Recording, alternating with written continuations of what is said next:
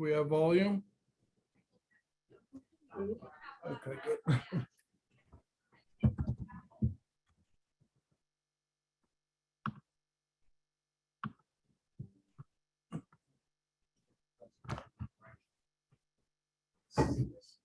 Let me just turn this off for a second. So it was a good. I just turned our video off. You don't want to, oh, you want people to see or no? Well, I did. I was just on there and I was just making sure the volume was working, but I don't know. Put KNS We got distributors. 18 people in there.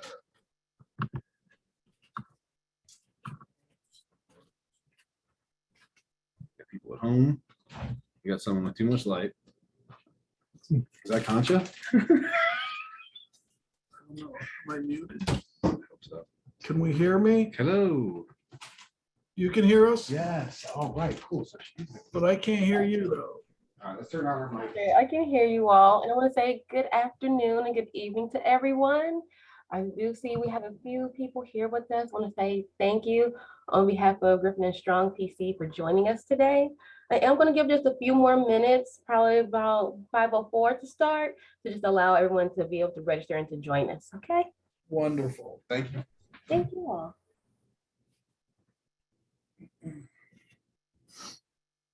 That's the representative. Think I'm going to, for the time being, just.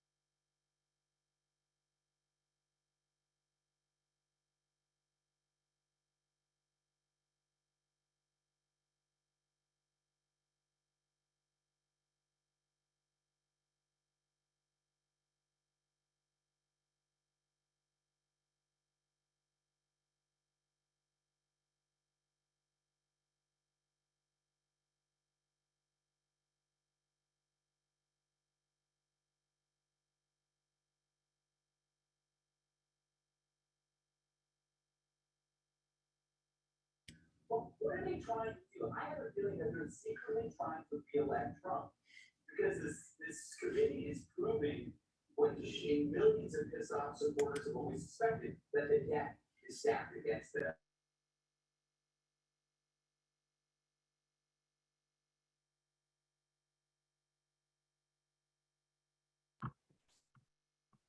Okay,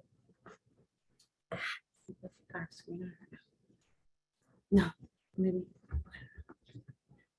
He's been 2 years.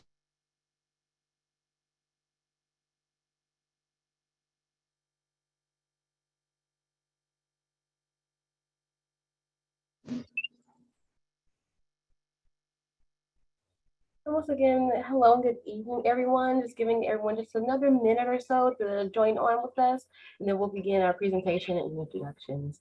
We'll make sure we honor everyone's time and make sure we don't have you here too long with us this evening.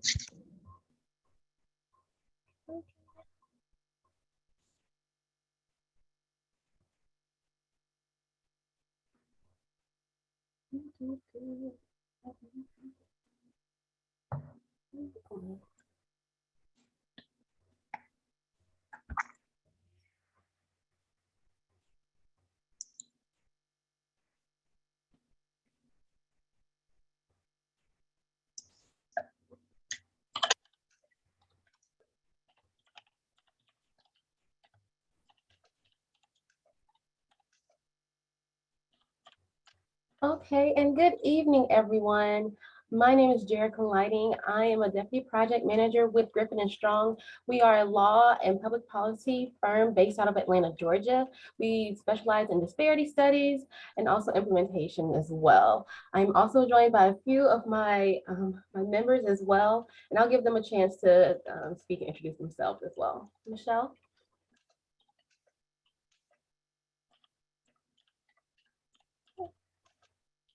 Oh, she's on mute. And I also have Jose Perez is joining us, as well as a few members also from CHRO and DAS, and also from the state as well. They'll be joining us. I'm going to go through really quickly a PowerPoint presentation, just so you can know what to expect from us at Griffin and Strong for the next 2 years, and just to get a little bit more of a feel from us. And then afterwards, any questions that you may have, or any concerns, we'll be happy to hear from you from those and anything else that you may have. So, who is Griffin and Strong? Like I said, Griffin and Strong, we are a firm that specializes in disparity research, contract compliance, program development, training, and supplier diversity consulting. We believe that we have the most qualified team within the industry, having 5 lawyers, 2 PhD economists, a PhD statistician, a PhD in anthropology, and a PhD in social psychology. And what we really pride ourselves on is that no study that has been conducted by our firm has been challenged nor overturned in court. But we do have members on our team who have represented and done so for other firms and for other studies as well. Just to give you a brief interest on the great power in that within our team. So our project executive and our CEO, attorney Rodney Strong, has unmatched expertise within this area. He was the director of the City of Atlanta's Department of Contract Compliance and the principal architect in their very first disparity study that came up after the Croson decision, which helped to distinguish the MWBE contracting within their programs. Also, our principal investigator, Dr. Vince Egan, is one of the foremost experts within the nation. He's conducted over 150 disparity studies and has successfully defended 6 of those studies within the court. Once again, none of those are from us here in Griffin and Strong, but he is someone who's able to have that knowledge and that expertise if needed. Our chief statistician is Dr. Ram Hagigi. He's had over 30 years in doing large data set management and analysis as well, conducting the largest disparity study that's done for the state of Texas, which included 149 state agencies, health science centers, universities, and also over 15 million records, which he compiled and analyzed that data for them. Our senior economist, Dr. Gregory Price, has been named one of the top 40 Black economists within the last 30 years by the Academic Influences. He's been the former president of a few national organizations and is still a professor with us at the University of New Orleans and a former chair at the Morehouse College of their economics department. So what is a disparity study? A disparity study is a research tool and an objective research tool that has been derived from the courts, which allows to see if a government's agency and their procurement practices have been either previously or currently have disparities within their social groups. And then this can be used to measure that disparity from race neutral groups like small business owners as well, also with disabled, but it really is looking at mostly minority contracting. And once again, the findings of disparity study will really help us form those recommendations that we can use to give to the state to help them remedy any disparities that are found within their procurement process. We really do hope, and it is our goal always within our studies, that the recommendations that we give to the state and to our client will be accepted and will be implemented to them as new policy. So a really good question is, why do we do disparity studies? So disparity studies are a form of a factual basement and help with remedial contracting programs. This comes from really for state programs within the city of Richmond versus J.A. Croson, but it's also been applied now to federal programs as well, which happens from the Etaran and versus Pena description. So strict scrutiny is what is used for any race-based program that you're going to have. If you're going to have any type of remediation and that really helps one minority in particular and things of that nature, you have to have a factual basis as well as the community's response to have that be done for you. Gender is not really under that strict scrutiny, but has intermediate scrutiny. But so still a disparity study needs to be done, but not all the necessarily hoops that we have to jump through for race-based programs. And our methodology is always dictated by case law. So what has been predicated beforehand is what we use to make sure that we are in line with the Supreme Court and their recommendations. And it has to be narrowly tailored to ensure that we don't have any over inclusion or under inclusion of any of these groups that we're going to be affected by the programs that we will be recommending. I'm going to give through you a little bit of our methodology and our approach. So we do a lot of things kind of multitude and all at once, but this is a general guideline of what we go through and how the study goes. We start with the legal analysis, going through and seeing what is the legal predicate that's already established within the state of Connecticut, what has been done currently, are there any challenges that they may arise, are there people who do challenge and do look at specific things legally. We look at that and make sure that we have that factual predicate before we do anything else. We look really heavily into our policies and the procedures of the state of Connecticut. So what is already being done? What are the policies that are written? And we really do we do policy interviews with the members and the staff to see, are there any disparities in between that with what is written and what is actually being done on a day-to-day basis? Do the staff members even know what the policies are, and are they really ingrained into the work that they do? We look to make sure that that is also there. A large part of what we do is collecting data and cleaning data. So for the past couple of weeks or almost a couple of months, we've been meeting with multiple agencies within the state of Connecticut to see who all is involved within the procurement process and who all holds the data that is collected. So we've been collecting from multitudes of agencies to make sure that when we do our analysis, that we haven't left any stone unturned and that any and all firms are included within that study. We do a relevant market analysis as well. So there may be some work that is done, which is 75% at least of the firms of the work that the state of Connecticut procures. That may not just be in the state of Connecticut. There may be markets in New York, there may be some down in Boston or in particular areas.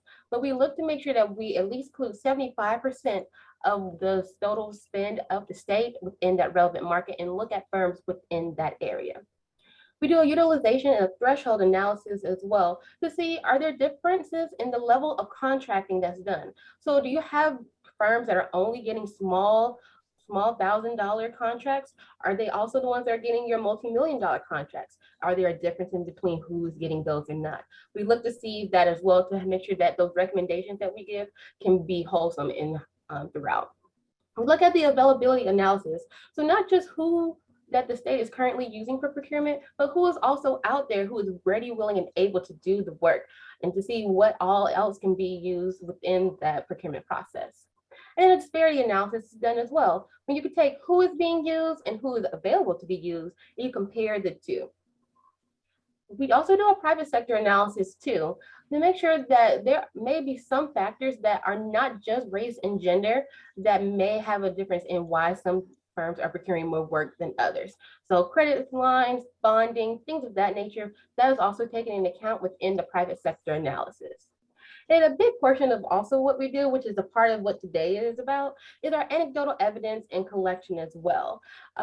We really want to hear from the community and really have sure that we have the heartbeat of the community and of the firms that are doing work within Connecticut to be a part of the change that we are provoking within the study. And then finally, we're going to have our report with our recommendations. A lot of those may be race neutral and gender neutral, but they also may be race conscious and gender conscious, depending on how large that disparity may be that we find, if we find it. Once again, that policy review, we look at the barriers and to see, are there anything that are preventing small and minority businesses just on paper from really truly procuring the work that they desire to do so. Do the policies that are written, are they understood by the staff, and are the staff able to make sure that they are following those things? Is there a discrepancy between what's written and what actually goes on day to day within the offices that are a part of the procurement process? And what policies can be modified to make sure that we are always promoting inclusion? A relevant market analysis. So this is a geographic market where we look at how much the state is spending at least 75% of their dollars. So not just a random firm that has gotten some money from Atlanta, not a firm from Alaska, not one from Texas, but where is the state spending 75% of their dollars within that year? We look and we make sure that we have that broadened out. That's also disaggregated by the industry categories, which are truly construction, architecture, and engineering, other professional services, other services, and goods. And then even within those categories, they are disaggregated by race and ethnicity and gender. So that way you can able to say that in 2017, 75% of our dollars in construction was in this area. In 2019, all of our construction was done in this area. So you can really have your disaggregated forms of your analysis. We also do a product market as well, which only looks at what are the types of work that is used specifically just by the state itself.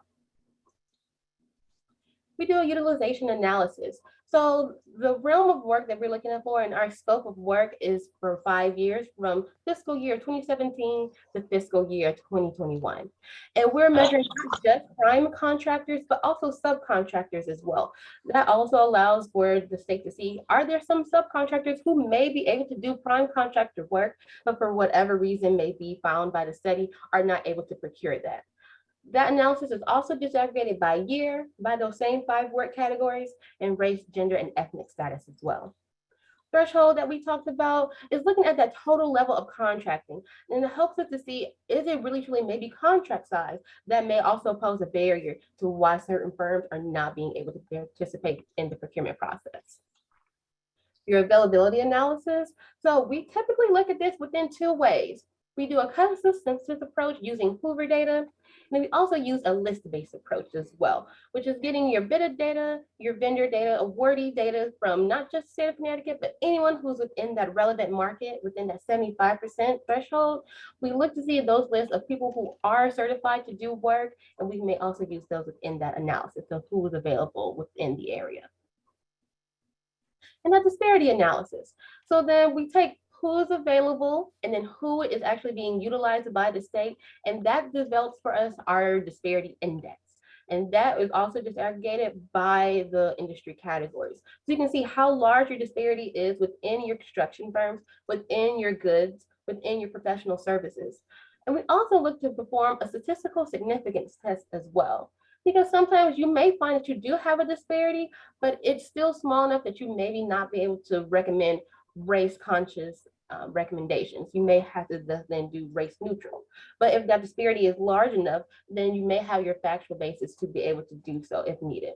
And then a regression analysis is also done to see are there those other factors that may be explained as to why the disparity exists when we hold for race, ethnicity, and gender.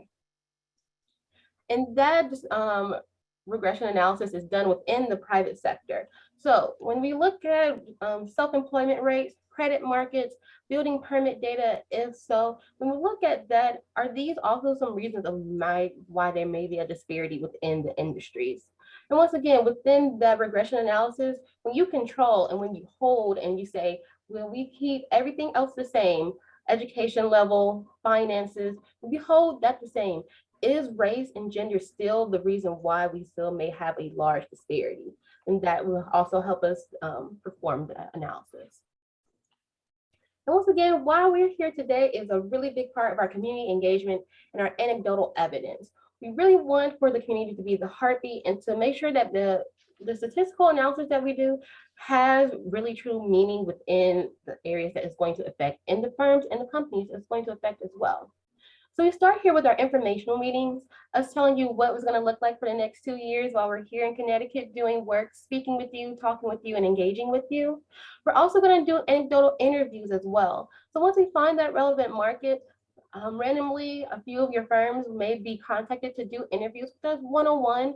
So that way you can tell us what you feel are your barriers to procuring work, how you feel that the state is doing, or you think there are good things that the state is doing, things of that nature so that we can take that into account. There's also going to be a survey of the business owners. So that everyone within that relevant market, we send out a survey to you all to ask a few more detailed questions and intimate questions that you may answer for us. Those information also from the survey goes into the private sector as well. So there's issue that you ask about credit, about bonding, education level. Some of those questions may be asked within that survey. We also do public hearings, which will be your time as a community to tell us what you would like to see, your grievances that you may have, the things you believe that the state is doing well within the procurement process as well, and really truly your personal testimonies. Because once again, you will be able to help us guide and make unique recommendations for the state once the study is over. We also do focus groups, similar to how we do anecdotal interviews, but they're more so in smaller groups.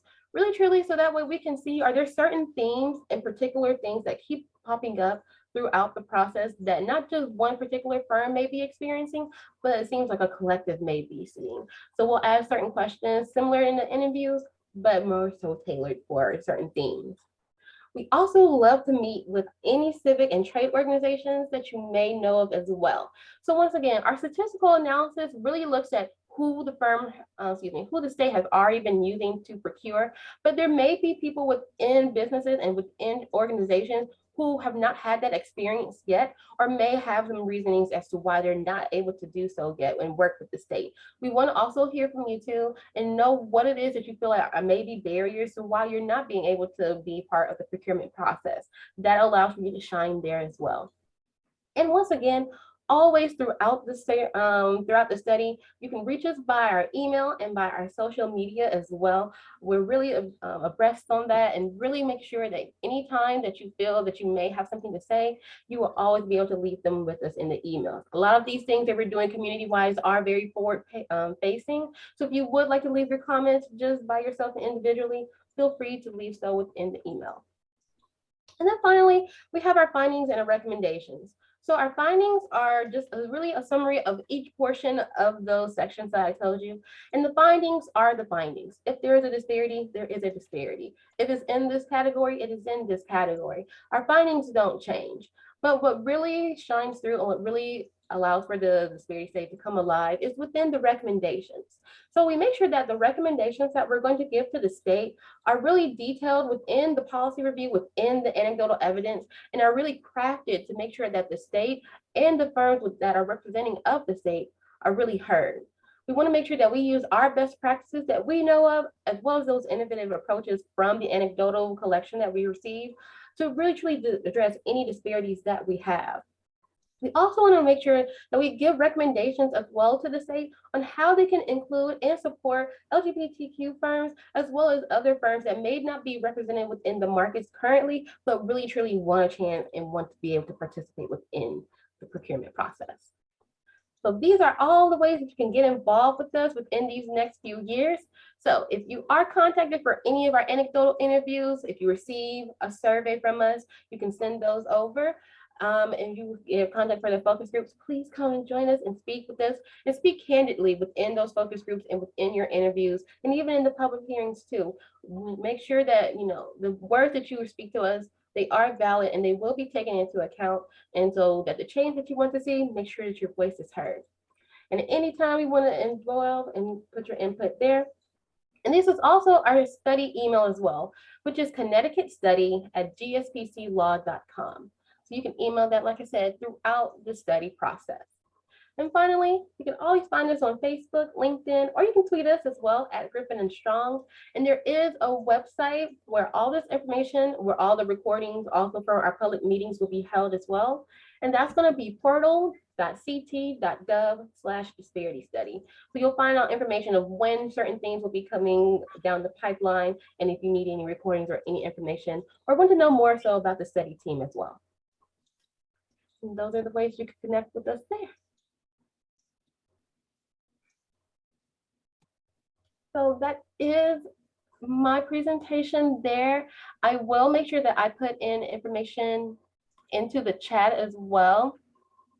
And at this time, if anyone does have any questions, if you could use the raise hand symbol on Zoom, that would be lovely. Or you can also just state that within the chat as well, and I'll be sure to call on you as well. There's quite a few of us in here today.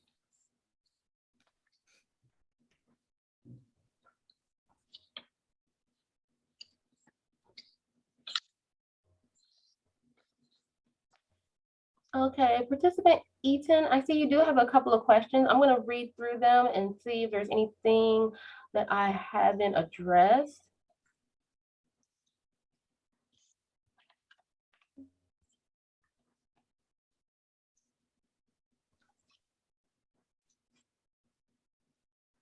Okay, a couple of questions. So the projected timeline for completing the disparity study. So the disparity study is projected to be towards the tail end of 2024. Now, the publishing of the study is up to the state. So that will be onto them of when it will be really deemed public, but we will be done with our work at the end of 2024.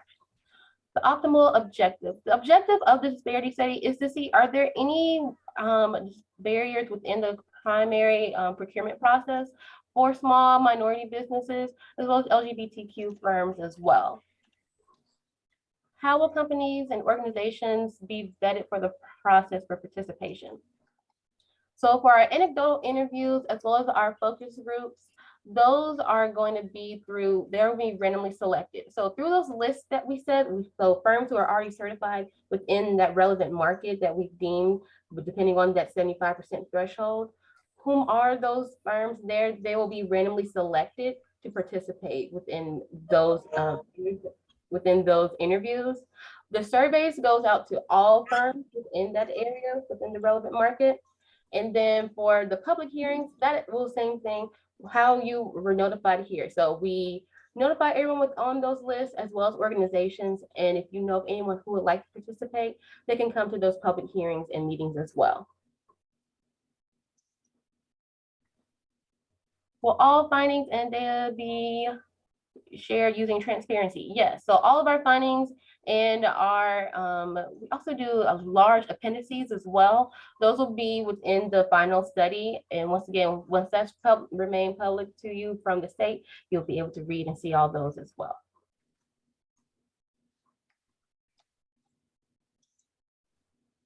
Okay, you would like to be involved during interview on the study.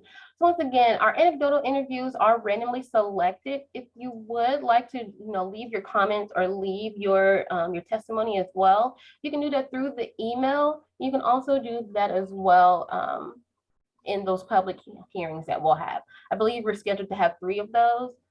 You can join us, or 4. You can join us there.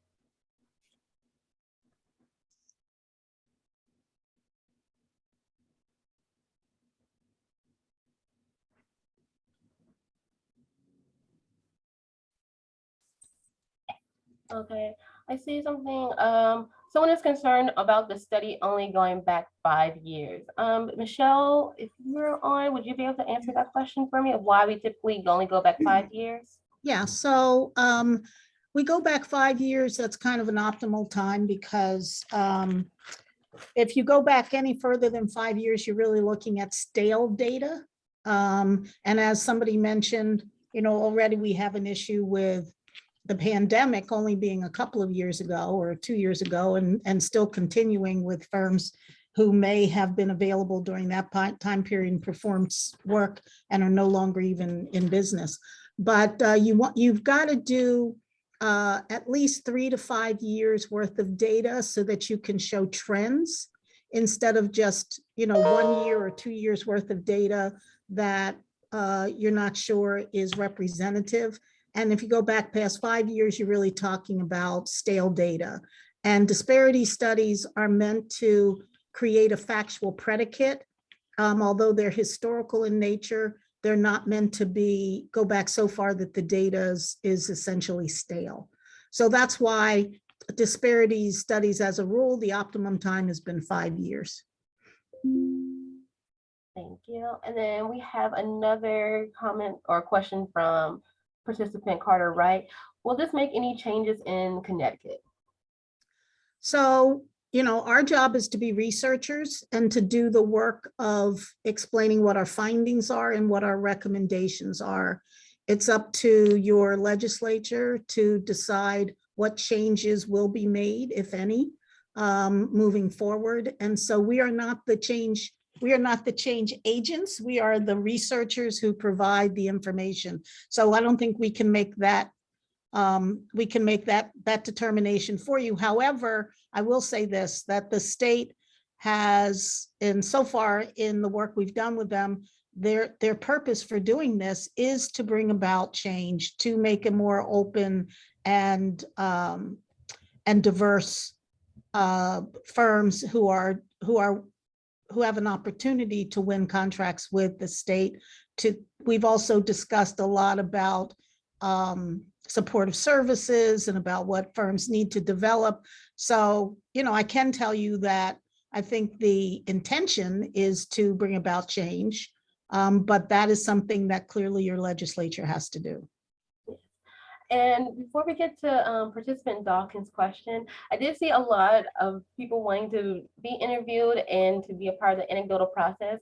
I believe I did try to mention Jose Perez, who is our sub-consultant, but I don't think I saw you at the time. He will be the one doing our anecdotal interviews, and also really will be probably that first face that you'll see for the anecdotal connection that you need. So Jose is always here as well. If you want to be able to reach out to him as well, he will be a great asset to you too. All right, and participant Dawkins, you may go ahead. How you doing again? I'm willing to give the time and also for whatever interview that needs to happen. Never tell you about myself.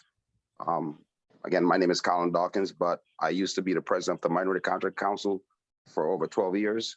And I'm also the first chair of the Greater African American Alliance Construction Committee. So I've been at the state a lot of times with the UConns and all the agency complaining and asking for the changes. So I would definitely like, if it's possible, to be a part of your guys' survey. Another thing too, I want to know are you guys going to be looking into the policies that DAS actually has in place that they're not utilizing? For instance, like a part of a program that they have is called the micro business. And that program would help a lot of Black and brown contractors or smaller contractors that are doing work under $3 million, but the state has it as part of their plans, but it's been ignored and this has been in place since 2000. I think this has been in place since 2009. And the only people who are able to utilize it is unless you're a person that oversees a building and you're actually bidding on it. That's the only way that you're actually able to utilize it, but you're not able to utilize it in construction. So those are some of the things that I would like to definitely talk to you guys about that needs to be looked into to make a very good assess on this thing. So one of the things I would say about that is, and this is for anyone who's in this meeting, we are interested in interviewing and talking to any organizations who are operating in the state in this space. So if you're representative of an organization, I think Jerica mentioned that individual business owners, that is a randomly selected group. We do that on purpose. So we're getting, a cross section of input. So those are randomly selected interviews, but organizations who have been working in the state of Connecticut, we would like to interview and talk to all of you. And we'd also like you to come alongside us to get business owners and other community members to participate, in these kinds of meetings. Like, this is a great turnout. We've had 3 of these meetings. We've had a really good turnout in the state.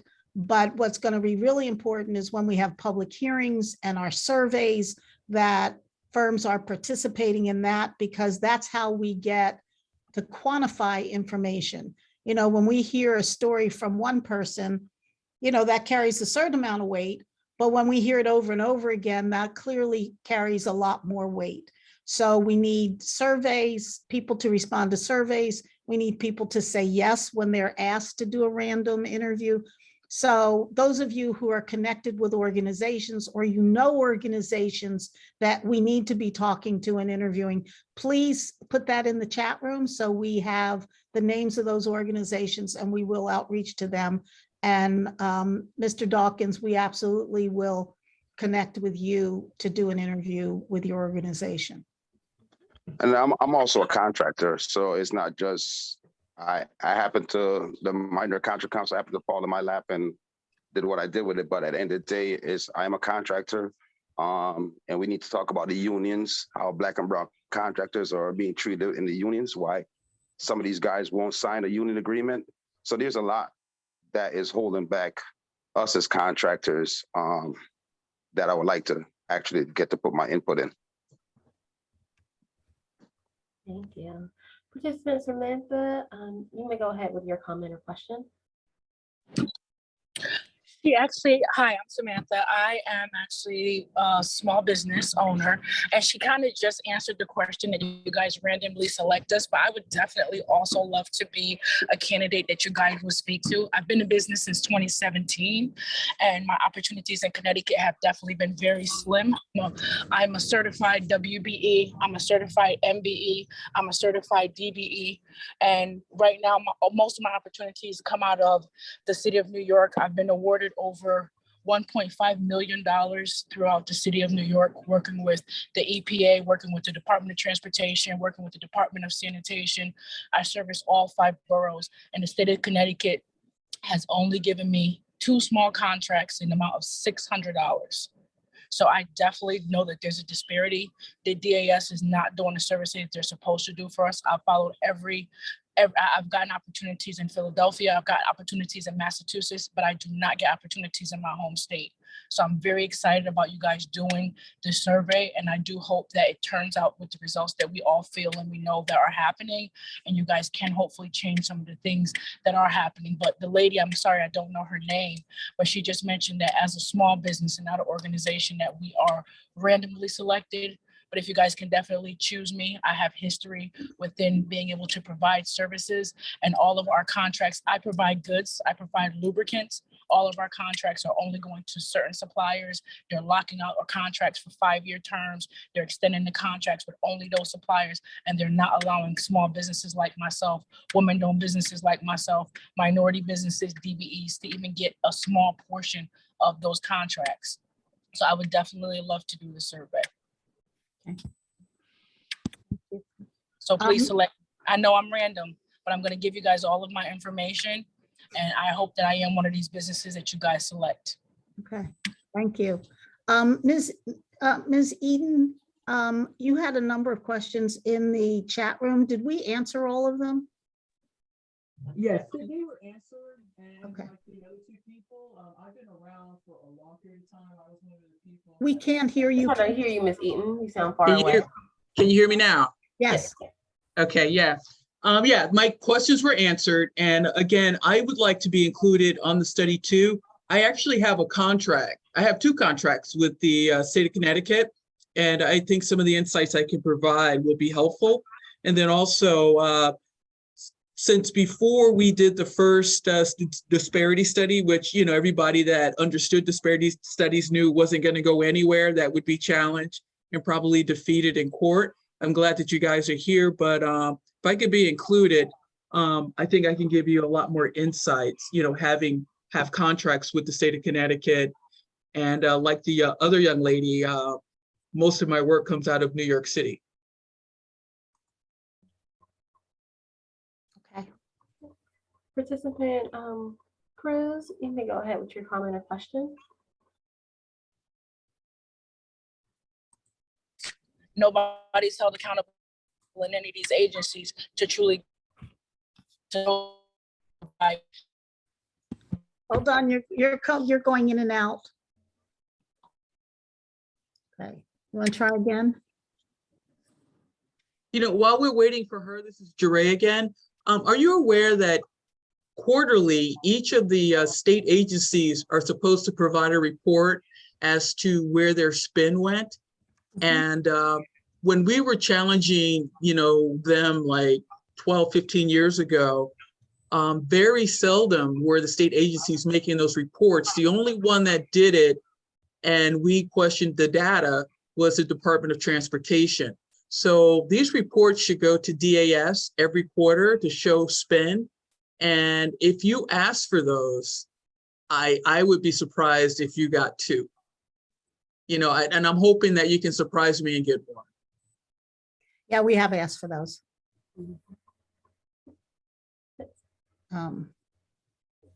Participant Cruz, let me go ahead, or Cruz. I'm Selena from FlySoft. I would like to know, is there any upcoming solicitations or contracts gonna be released? So I think that's a question for the state itself. You know, we're here to conduct the disparity study. So we would not have information about upcoming bids. But I'm sure you could direct that question to the state itself, to DAS. Okay, okay. Thank you so much. You're welcome. I don't see any other hands raised, but if you do have any comments, I do. yeah, you can go ahead.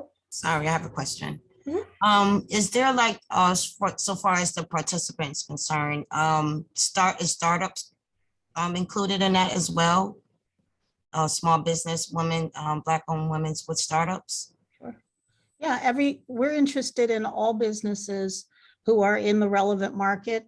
You know, with a state study, typically that is the state itself, but you know, again, we determine the relevant market based on where the state is spending at least 75% of its dollars, which given your location between Massachusetts and New York could include some sections of those states, but primarily they're going to be businesses right there in Connecticut. And we want to hear from any and all businesses. You know, micro businesses are a big deal. Home businesses are a big deal. So startups are a big deal.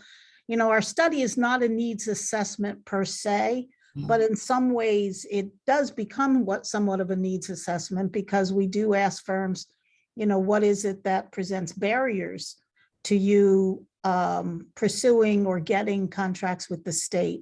And so by kind of definition, that leads us into kind of what are the things that you need in order to do that. So yeah, we're interested in all businesses. Well, I'm interested in the studies as well. So very interested. This is very good. I came back in Connecticut in 2017 to start a business. And it's been really hard. And I've been doing construction work all my life, just about. But I have a Six Sigma certificate, a supply chain degree, and I also like to do my own thing. I'm trying to turn my passions into my business now because of the pandemic, and I know a lot of people has pivoted to that, and so that's what I'm trying to do now. And as far as getting contracts and things like that, it's been hard to do here because you need money, you need capital first, and things like that. You need all these licensings and all this stuff and everything. And it's a lot for Black people here in Connecticut to do anything, because they shun us away and give it to the people that already has the money, you know, already has the projects.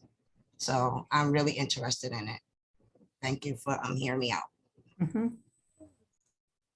Participant John, you may go ahead. Hi, thank you. My name is Tamar Drawn, and I'm a mental health therapist and a business owner here in Connecticut. I am a government contractor also, and I sell the commodities of mental health and corporate wellness. I'm really happy to see this space, and I really want to be involved in however I can to be a voice for Black mental health workers who don't even understand how to initiate the journey of working for the state. They're oftentimes overworked, underpaid, and burnt out. And if we can have the access to some of the contract for the work that is proven to impact underprivileged communities, then we can really make a change, not only for our communities, but for our own financial history. So I would love to be a part of the conversation that really opens the floodgates for more Black mental health workers and talk about how the lack of access continues to play on the disparity that we struggle with. That's all. Thank you. There's a question in the, a question in the chat room. DAS has no process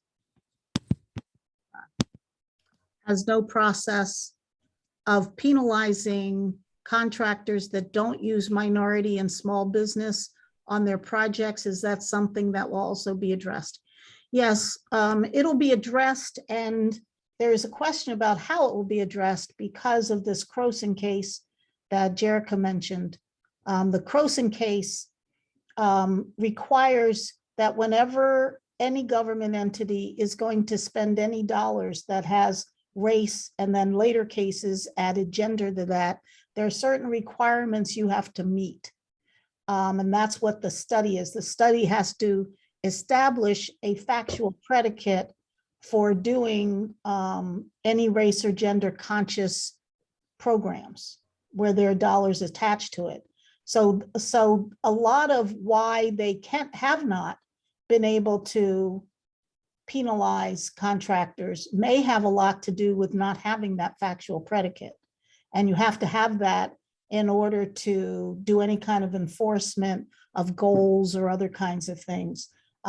However, that doesn't preclude things like having a non-discrimination. You know, the flip side of having goals is having a non-discrimination policy and a strong non-discrimination policy. So it doesn't keep you from exercising a non-discrimination policy, but it may keep you not having a factual predicate from having race and gender conscious programs that have real teeth to them. But yes, that's absolutely going to be addressed in the study.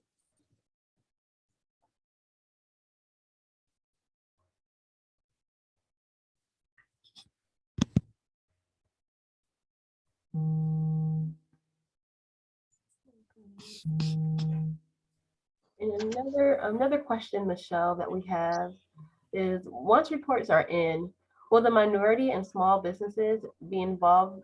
Will the small and minority businesses involved be verified as legitimate before being used in the study? Well, that's an interesting question. Verified as legitimate, that's pretty broad. Where we're taking them from, most of the firms that we are utilizing as available are going to be certified firms, because that's the only way we can count availability. However, we are interested in talking to any firms, even if they self-identify. Because there are a lot of firms out there who self-identify. So no, we're not a certification agency. We do rely on certification. So if a firm has been certified, we're not going behind that certification to do any additional verification. With firms who are self-identified, we will say that they're self-identified if they are part of a survey or they're part of an interview and they don't show up on any certification list, but that identify. That way, we will identify them as being self-certified.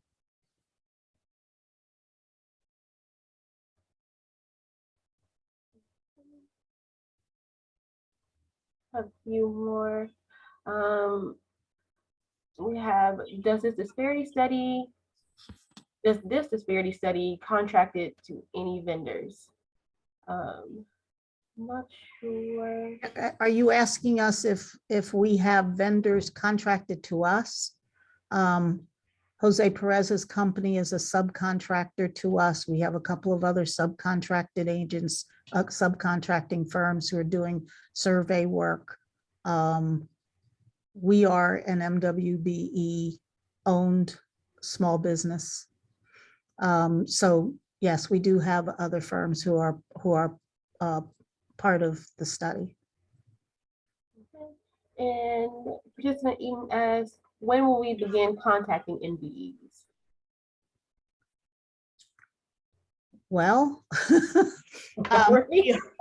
tonight is the beginning. So tonight is our informational meeting and really starting from here on. The biggest thing that took us to contacting was we need to get the list of who all of you are. Those of you who are certified, those of you who have joined this meeting will also go into that list of firms who are potential. And remember, this study doesn't only talk to MWBs, it talks to veterans, it's going to talk to LGBTQIA firms, it's also going to talk to non-minority firms, both primes and subs. So we talk to all different ethnicities and genders and types of firms throughout the state to get input. So, and again, we also interview non-minority firms as well.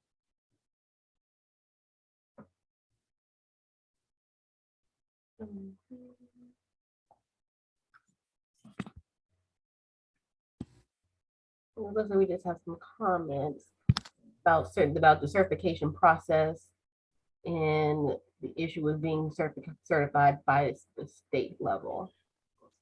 So I see some of your comments, and understand that your comments are what's important to us, because the heart of a disparity study is really this statistical analysis that Jerica talked about, where you look at who have they been spending their money with, who has the state been spending their dollars with, ultimately, both as primes and subs, and who are the ready, willing, and able firms out there who can do the work. And of course, that does only look at certified firms, because they're the only ones that we actually know are owned and controlled by who they say they're owned and controlled by. However, through these anecdotal meetings that we have, public hearings, focus groups, this informational meeting, our outreach through the organizations, hopefully we get to talk to a lot of firms who aren't certified. And one of the things we're asking them is, why aren't you? You know, what are the barriers to you doing business? What are the barriers? Why aren't you? Is one of the questions in our survey. Are you certified? And if they say no, we ask them, give them a number of choices. Why aren't you certified?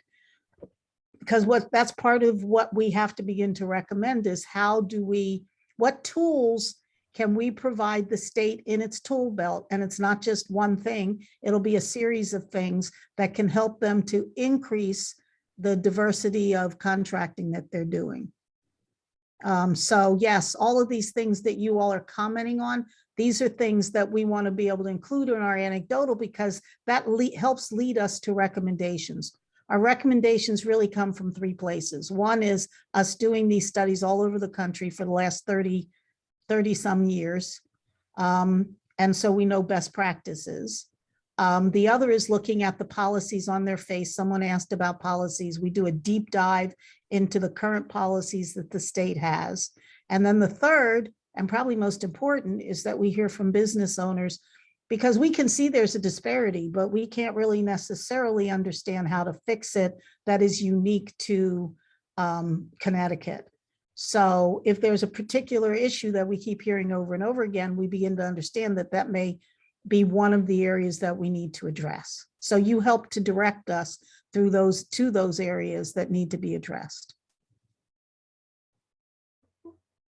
Participant Ford, you can go ahead with your comment or question.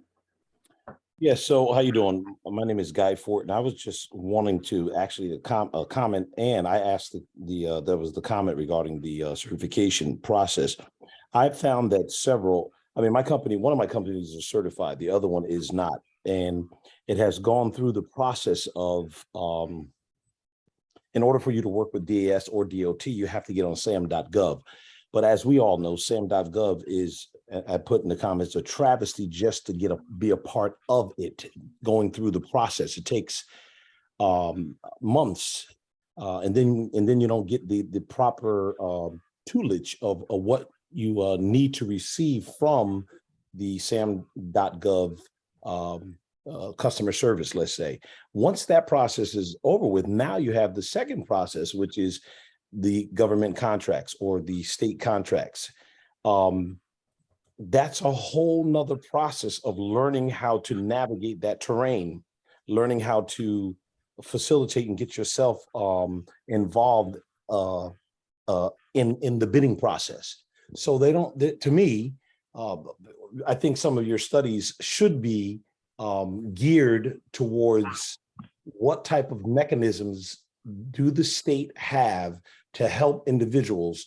I'm not the only one. There are several other individuals who actually kick themselves away from even be a part of this because they don't know how to navigate the terrain of bidding. They don't know how to navigate the terrain of becoming getting on SAMS.gov. And you can't do anything until you get on SAMS.gov. That is the key for the success of getting your minority opportunities.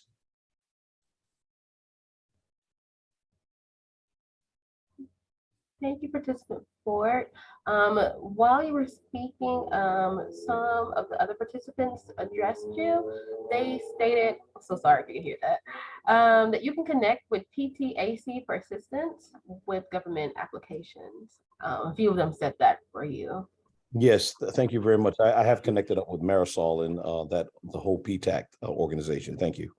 You're welcome.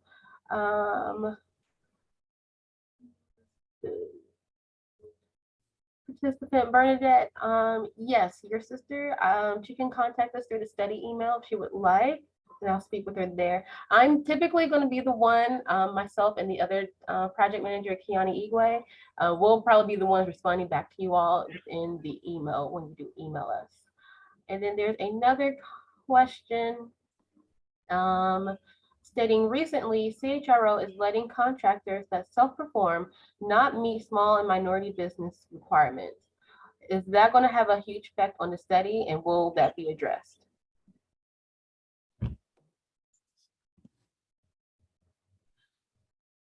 Yes, again, all of these are things that you tell us about.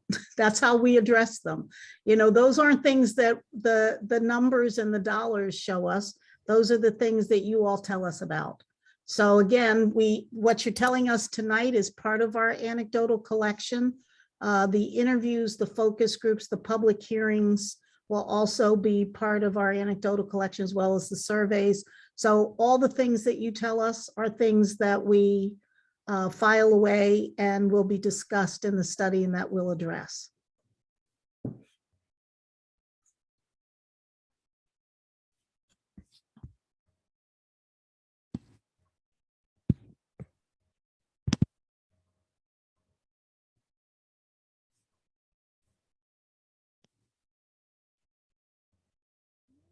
So happy all with us.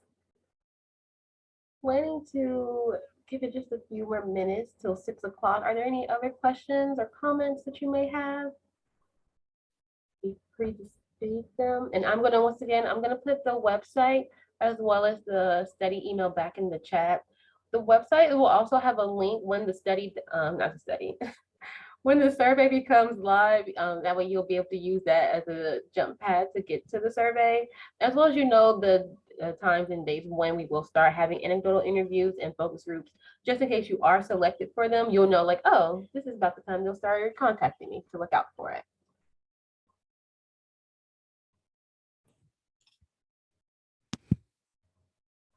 So I will say that we won't be able to answer on particular practices to follow to win contracts. That's really not our expertise. I would say maybe so look through to the state or CHRO or DS for those types of questions.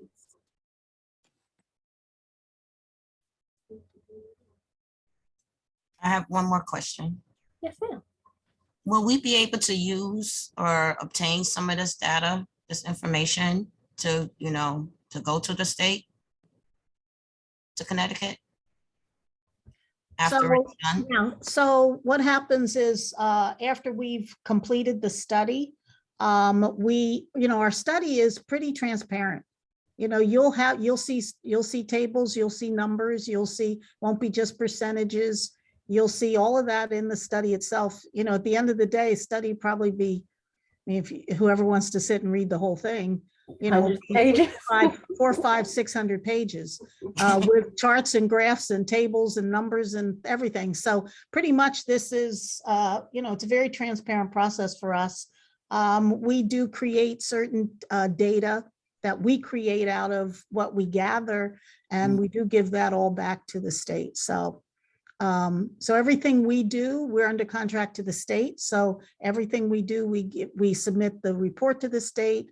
We also submit our data back to the state.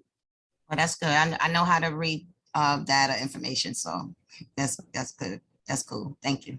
Yep.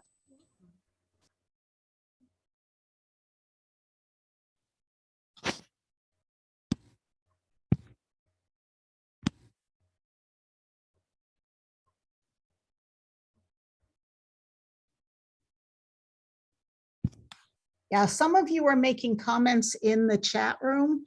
Really important. We will pull these out of the chat, but as much as you can tell us or email to us, that's great.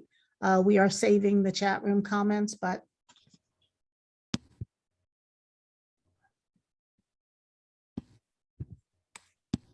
just remember to come to the public hearing so you can make those comments all over again.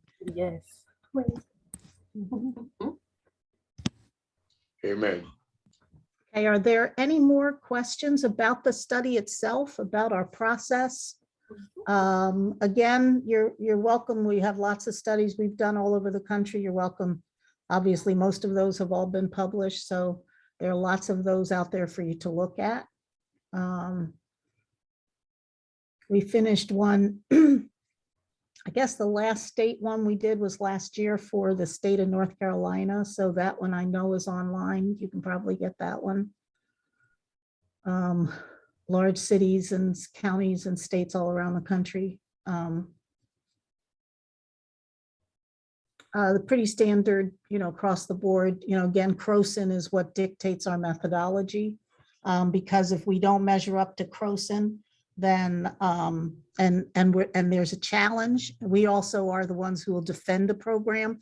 If we make a recommendation for a program and that program is challenged, then we would also be the expert witnesses to defend that program in a court challenge, which we have successfully done in previous. The Fourth Circuit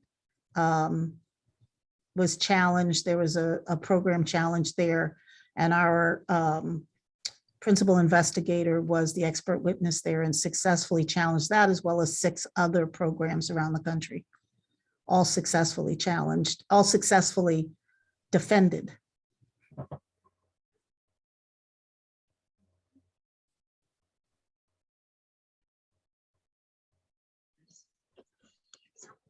Someone said, how has your studies improved the process?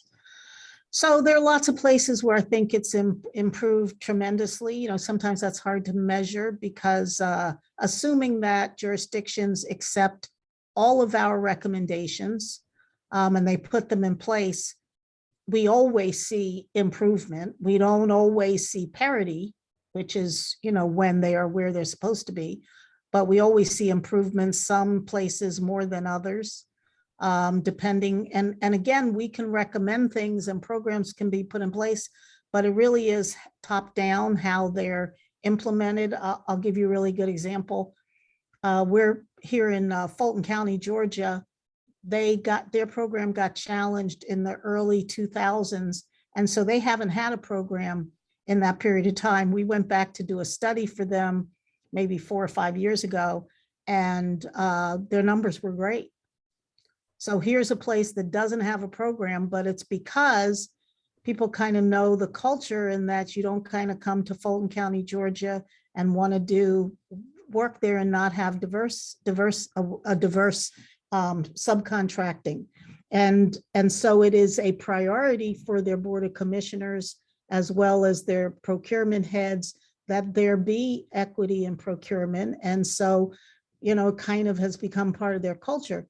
But at the same time, we've done studies places that I won't mention where they have a robust goal-based subcontractor program. And yet in one particular case, there was a $70 million construction project that went through when it had a goal placed on it for 20%. And it got passed by city council with a 2% when they only got 2% participation. So again, it's not always just the program, it's how it's administered and how it is implemented. So those are all the things we can help with, but at the end of the day, it really comes down to accountability of not just the program itself and us, and us in terms of our study and the outcome of our study, and then what your legislators do in terms of whether they accept all of those recommendations, put them into place, and then ultimately how it's all implemented. This is Jerry Eaton again. A question I have for you. In New York State, when they did their disparity study, they were able to drill down and show that. Can I vote? There are. Yeah, but in New York State, when they did their disparity study, they drilled down where they could say like, hey, in this particular community, say most of the tree cutters are Black women. And so when they need trees cut in that particular community, they actually look for Black women, because that's what makes up the large percent of the community, to be the ones to actually cut down a tree. Would a disparity study such as the one you're going to perform show where there's like huge lack? Like, for instance, a lot of construction is taking place in inner cities. Most of it, unfortunately, because, Black and brown people are being displaced. But in, like, say, hub zones, you go into these areas and you don't see Black men on the construction sites. Would your disparity study be able to drill down and say like, hey, here are the opportunities, but unfortunately the people who are receiving the services or the services in the community are not being performed by the people of the community? So the difference is the New York State disparity study was a little bit different. That also had a workforce component. Our study does not have a workforce component. Ours is strictly in procurement. So there is no workforce component to our study. Theirs was also separated. It had a regional, Connecticut's a little smaller. And so New York also had a regional breakdown in terms of its study. This one's not. However, what you mentioned about, we don't drill down as far as tree cutters, and I don't think New York actually did it either, but you go down as far as commodity codes. So we are looking at commodity codes. We are breaking it down to, not just those big areas of, we do look at construction as a category and A&E as a category and professional services, those 5 main categories, but we're also drilling down into the various commodity codes. So you will be able to see commodity code breakdowns. Yeah, no, I was using tree cutting as an exaggeration. Right. And then also I wasn't really referring to workforce, but looking for an MBE, WBE, or even a DBE that would fit the demographics of the community. Yeah, so we're not drilling down into to the extent that you're talking about community breakdown outside of, so we'll look at, for example, and everyone kind of knows this, that there tends to be an over concentration in a lot of areas for, like, let's say, certain NAICS code like hauling. There's an over concentration of that, and there's a large percentage of minority particularly, and then women secondarily, of haulers in those categories. So those will be able to identify where are large concentrations of women and minority, and even by ethnicity, firms in certain commodity code categories. But no, we aren't looking at it community by community. That's not the breakdown of this study. It's statewide. And I'll say, Michelle, in the chat, we also have a couple of questions. After the study is complete and presented to the state, will the study also have penalties if they are not met? And will there be follow-up after the study to see if it's working and if it's been implemented properly? So we are kind of not the police people of the state. We're researchers and we are practitioners. We do, so a lot of our clients do keep us on our scope of work is to complete the study, make our recommendations to the state, and then we turn it over to the state. So there's not a policing or accountability authority that we have over the state. We present it. That's really you as voters and as voters in the state who I guess would have more of an accountability to that than we would have. And in terms of any kind of follow-up or implementation, that's really up to the state. When the study's over, a lot of our clients do keep us on to do implementation and execution. And we do a lot of drafting of legislation and a lot of, staying with our clients through implementation. This contract that we have with the state is purely to conduct the study and to make the recommendations and carry it through to that part of it.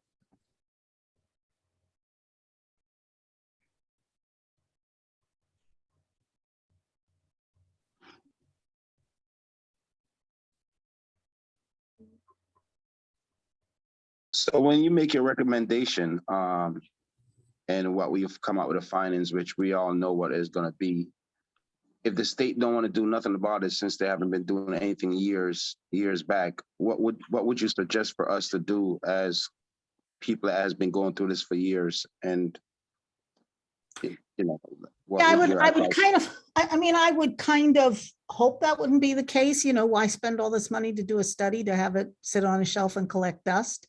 And it's been and I will tell you, it's been our experience so far that state agencies, most of them have been very engaged with us in terms of wanting to put some things in place, even have gone ahead of us to kind of have us talk to some groups ahead of time so that we could get a little bit of the lay of the land.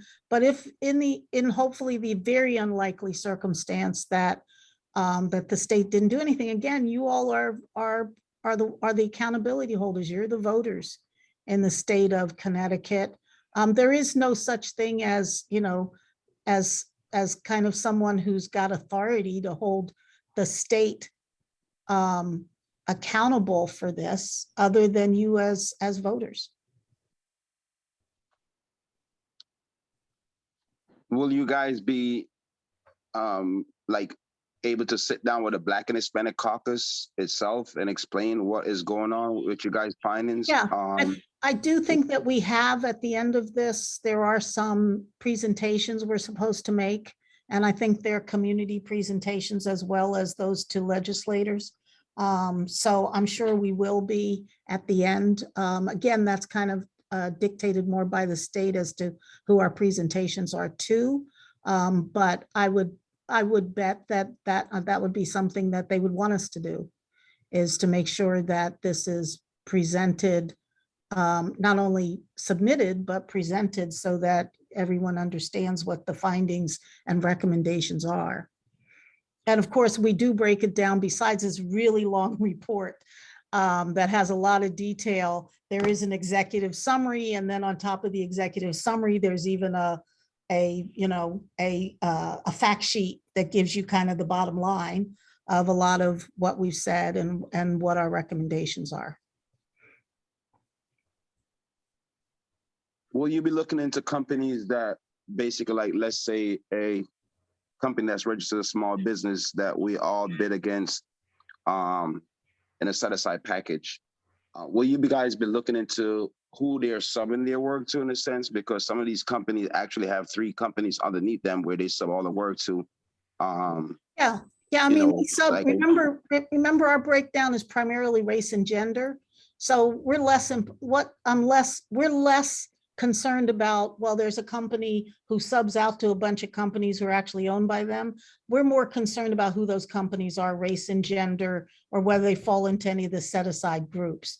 So, yes, we are looking at, so for example, when we do both a prime and a sub analysis of utilization. So in a prime analysis, you're saying, well, this one company got a $10 million contract for construction, and that's a non-minority owned firm, or that's a Hispanic American owned firm, or that's an African, and all of that money goes into that category. But then we do a second analysis, which is total utilization, which looks at if they got a $10 million contract, a non-minority firm got a $10 million contract, then they subbed out to an African, $1 million to an African-American owned firms and $1 million to, a Native American owned firms, we reallocate those dollars. So now, 8 million would stay in the non-minority category, $1 million would move over to the African-American category, and $1 million would move to the Native American category. We also do the opposite. If there's a minority owned firm who got a $10 million contract, and then they sub out half of that contract to a non-minority firm, we reallocate those dollars too. So we allocate them to roughly whose hands they wound up in, and not just who was the prime on the contract. So again, it doesn't, the example you used, which is that they've got all these sub companies, the only way that's gonna show up for us is if they change the ethnicity or gender of those, and they've been certified as that, then we will reallocate those dollars. Okay, so what about a sense of when you look into like a woman-owned business that the husband is actually running that business? Will there be any deep penalties for stuff like that, or it's just not that you're putting penalty, but would you guys ask for a penalty when you find out these companies are doing $15 million a year? So that goes to the issue of, that goes more to the issue of certification. So again, when we hear about those things, and that has come up where we'll be, a lot of times firms, it's interesting, some people don't even know that's not something they're supposed to be doing. So we'll interview a firm sometimes for an interview and find out that, it's a certified woman-owned firm, but then the husband tells us that it's really his company. So we do run into that occasionally. And that's not something that is our part of what we do.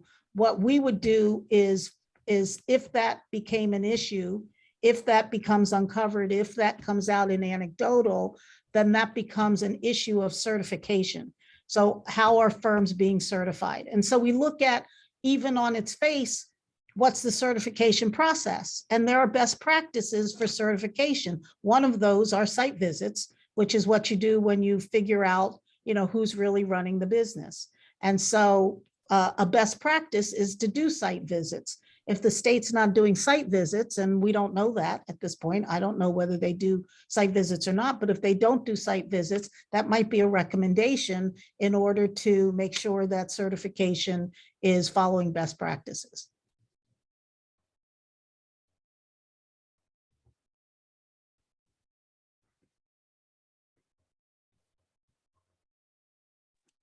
Michael.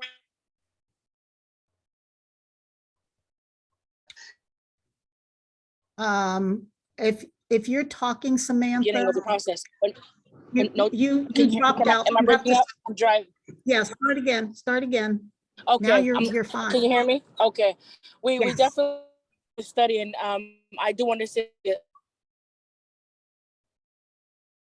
you dropped out faster again. because we're gonna get into this. I dropped out again. Yeah, you dropped out again. Once your study is complete after the 2-year process, know when to make those changes? I heard after your study is completed after a 2-year process. Say what you said again after that. I'm going to type it in the chat because I'm freezing. I'm going to type it in the chat. All right. I think she was saying. I think she's saying, when do you think that it When will will be the state implemented? implement those changes? I can't project because it depends on what we recommend and depends on, it's one of the things you kind of have to work through because again, it has to do with how large their staff is. One of the things we don't want to see you do is jump into a huge, culture shock program that you haven't had before. We make recommendations and you don't have the resources or the staffing behind it. And then, you find out that there's not a new budget approval to get more staff to do what we're recommending for another, 8 months. So I can't project that at this point. When our study is done and we make our recommendations and we sit down with them after the study's done, one thing we will do is help to kind of create a path forward, kind of the yellow brick road forward, which is, okay, here's, and talking about resources, which is a huge, it's always going to be our recommendation. You always see that as number one recommendation is going to be resources and staffing for them to consider before they put anything into place, how they do that. Also, sometimes, these programs need phasing. Again, you got to make sure that you want to see people do things, but, we've been some places where they start out with nothing. And to say, okay, go from nothing, 0 to 60 in a year is just a recipe for failure. So what you want to do is build a program in that is aggressive and robust, but that is, common sense, just makes sense about how quickly you can move things, particularly if you don't have the staffing or the expertise. That, in one study we did, the first thing they had to do was to go find somebody with the expertise to run their program.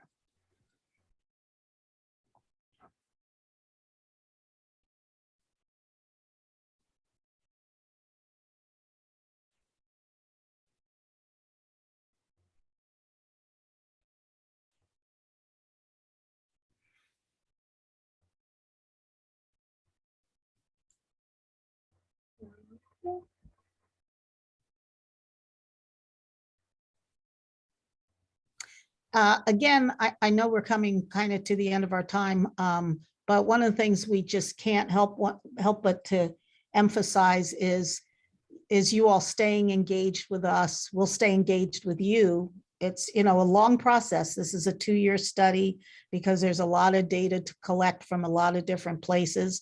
And we just need to keep you all engaged because, again, you're really key. All these things you said to us tonight are all news to us, because we're just coming into this process, and it'll be another, we're beginning policy interviews and looking at the written policies. And so we'll compare the written policies to what you're telling us. We'll also look at the data compared to, so again, if we find disparities, our thing is, once we find a disparity, if there is one, we then have to say, okay, put our heads together, our policy experts, our regression experts, the survey experts, our anecdotal experts, put our heads together and say, what are we seeing are some of the common themes here that can help us to rectify whatever disparities we're finding. And a lot of that's going to come from you as a community.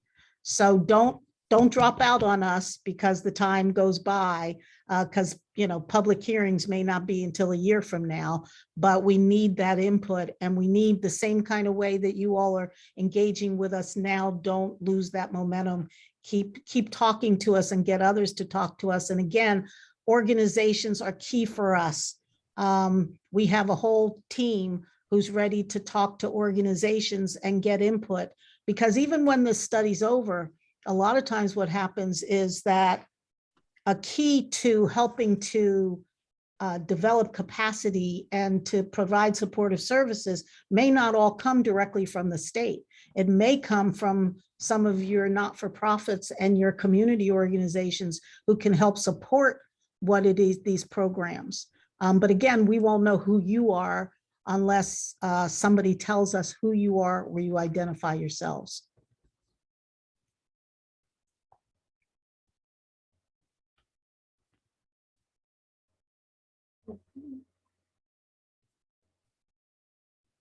Well, just to let you know, I think we in Connecticut been waiting for this for a long time, so I don't think you'll have any issue Okay.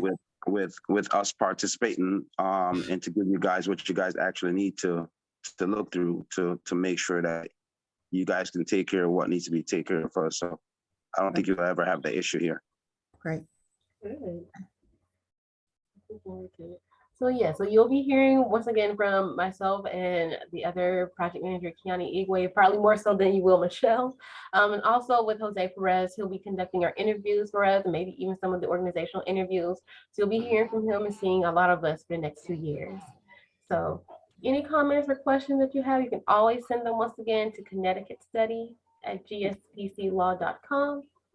And the website is also live as well. There's frequently asked questions. You can get to know a little bit more about the study itself, what a disparity study is, about us as a team as well, and what it's going to look like for the next 2 years with us. Okay?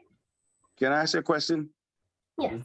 Do you guys know that 90% of all or 90% to 100% of the projects that are being done on the colleges and the state, you have to send a report to CHRO. So from the major contractor, go all the way down to the subs, go all the way down to who you're buying material for, how much the material costs you.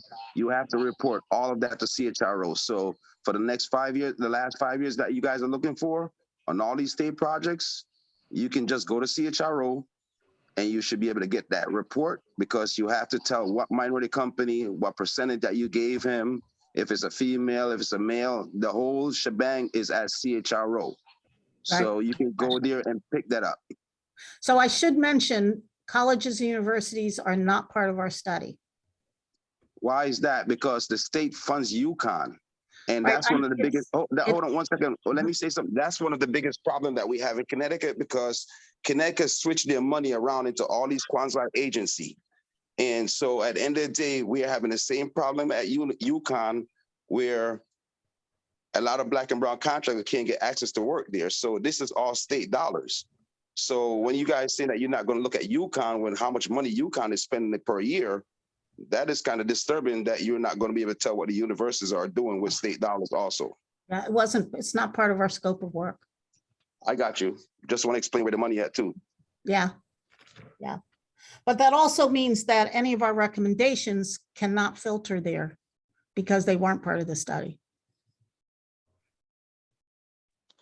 And like I said, that's a shame, because again, there's a lot of state dollars that are being paid up there. There's no tax being paid for anything. So all our tax dollars that we're all supporting is going to UConn, and Black and brown contractors can't work at UConn and don't have that major opportunity at UConn also. So, you know, again, this is how Connecticut works. So for you guys to understand, so UConn is not the only one. You have a lot of quasi agency that spends a lot of state dollars that I forgot what some of these initials are, but there's a lot of them that are in Connecticut that's supposed to have all these same thing that CHRO is asking for, that they're not doing. Some of these contracts are over $100 million, and it's only 7 contracts that gives out, and it's all go to all these major contractors. Yeah. So again, but I get what you're saying, and where you have to, where they told you to do your search. Yeah.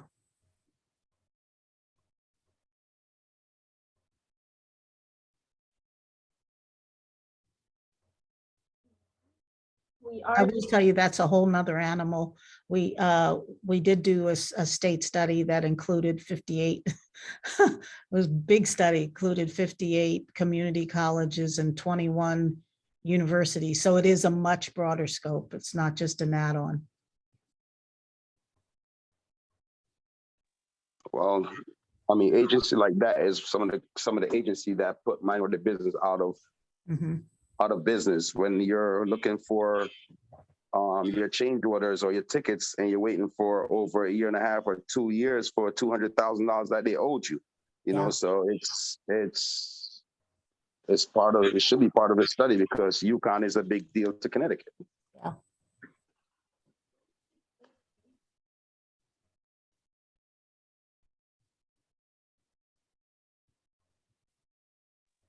You know, so you have agency like UConn that goes into the inner city. They're not only in stores, they actually come into the inner city, build buildings in the inner city, don't pay no taxes, and are using tax dollars. And again, I'm kind of disappointed, because I really thought that some of these college universities would be a part of this survey. So with this survey being done, I mean, this very study being done, there will be nothing changed at UConn, because this very study won't say UConn is doing wrong. That's a big problem.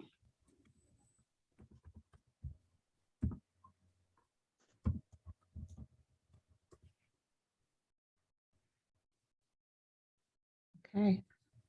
I think we're down to the end of this meeting. There will be more, so this was the third informational meeting, so this is the last of the informational meetings we were having, but there will be additional public hearings. And again, if you're asked to do an interview, please say yes. I think there are 100 of them that will be happening over a pretty long period of time. But there will be, so if you're asked, please participate, or in focus groups, which will happen later on, and public hearings, and the survey, which is critical because the survey actually quantifies responses. So please, even if you've been in a focus group, you've been in something else, please take the survey too. Okay. Yeah. And you'll be receiving an email from me maybe tomorrow or so, or maybe even Monday, giving thanks and summarizing all this information from the past 3 meetings from this week. So once again, thank you all for being here with us. And once again, these recordings will also go onto the website as well. So you'll be able to look back to them. And also if you have anyone who couldn't be with us today or this week, they can look back on them and gain the information as well. Thank you. Good night, everyone. Have a Good night. Thank you. Mhm.